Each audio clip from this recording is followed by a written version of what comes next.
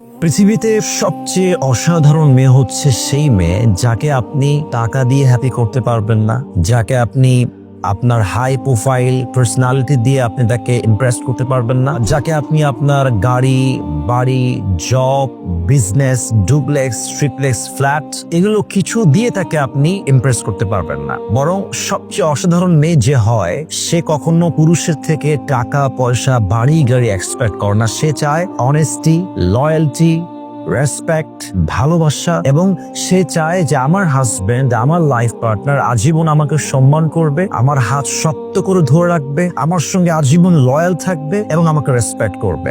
এবং ঠিক এই ক্যারেক্টারটাই ছিল আম্মা জান আয়েশা রাদিয়াল্লাহু তাআলা আনহা, ফাতেমা রাদিয়াল্লাহু তাআলা আনহার চরিত্র। Exactly it was like that. Fatema রাদিয়াল্লাহু তাআলা আনহার এক্সপেকটেশন আলীর থেকে এটা ছিল না যে আপনি আমাকে মদিনায় সবচেয়ে ভালো দামি গাড়িতে রাখবেন, ভালো বাড়িতে রাখবেন, অমুক জিনিস আনবেন, তমুক আনবেন, এইটা আনবেন, ওইটা আনবেন।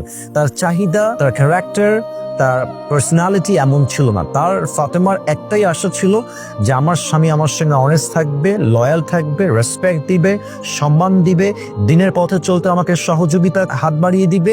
এটাই আমার জন্য এনাফ।